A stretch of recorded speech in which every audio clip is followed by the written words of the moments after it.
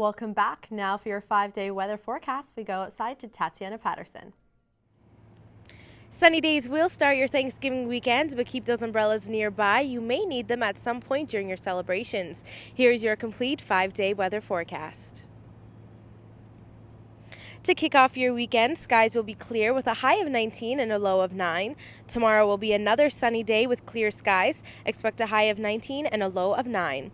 Sunday will bring cloudiness and some showers with a high of 19 and a low of 14.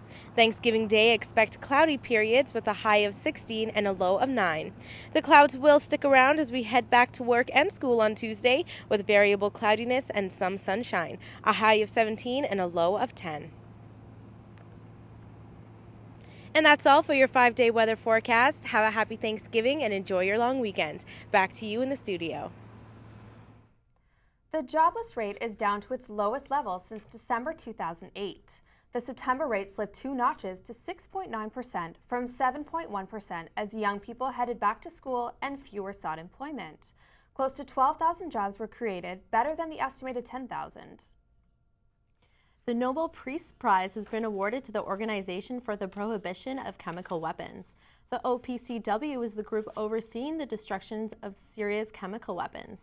Canadian Scott Cairns is the team leader for the OPCW.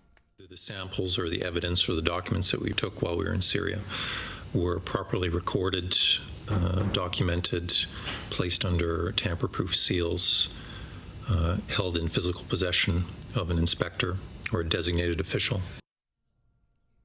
Based in The Hague, Netherlands, OPCW was formed in 1997 to enforce the Chemical Weapons Convention, the first global treaty to outlaw an entire class of weapons. Edmonton police say a violent, high-risk sex offender has been found in the United States. Investigators say Michael Stanley crossed the border at Blaine, Washington on Monday night. He's wanted in Canada on breach of trust, mischief, and driving offenses. But he's not wanted stateside, so police, even though they know his whereabouts, have no authority to arrest him.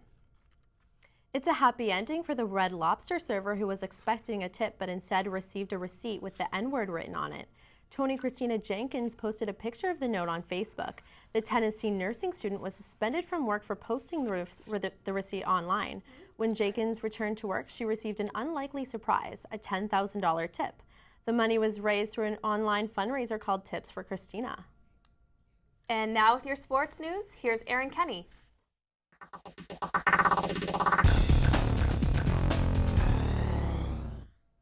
Thanks, guys. With their season hanging by a thread, the Durham Lords barely snuck a win out of Humber's fastball team last night 6-5. That shouldn't rattle the Hawks as they head to Nationals this weekend in London and have secured a spot in next week's playoffs. Humber will kick things off tomorrow morning against St. Clair College and follow up with a game against Waterloo at 2:30. Humber's final preliminary game will be on Sunday against Ottawa at noon. The Hawks hope to make their way through the elimination rounds and take the crown from a Western team that has won the last 3 years. Toronto Maple Leafs goaltender Jonathan Bernier secured his first shutout of the season last night with 36 saves to lead the Leafs past the Nashville Predators 4-0. Phil Kessel had a goal and 2 assists. James Van Riemsdyk, Tyler Bozak, and Joffrey Lupul also scored for the Maple Leafs, who now moved to 4-1 on the season.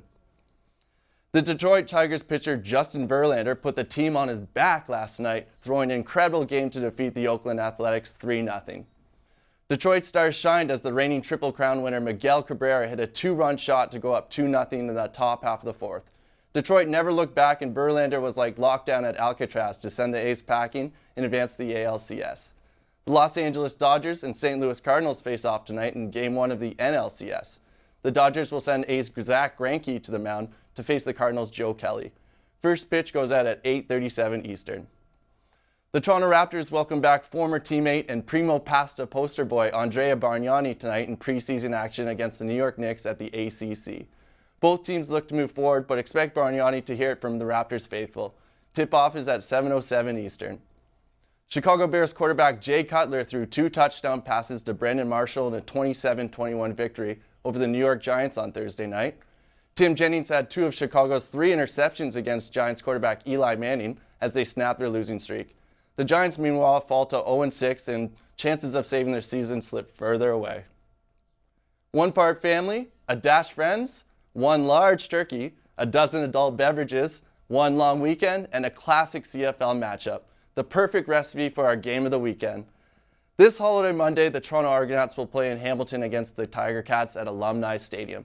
The two division rivals are even at 1 apiece this year when playing against each other. Both teams have come a long way since week 1, but we gotta take the Argonauts on this one. Coming off a loss last week to the Ticats, Toronto will be hungry for a payback and look to stay on top in the East. Kickoff is at 4:30 Eastern on Monday. That's all for sports. Now back to you in the studio. Thanks, Aaron. After the break, we'll get the latest in entertainment from Erica Vella. It's Thanksgiving weekend, and we have some interesting movies for you to watch out for. All this and more after the break.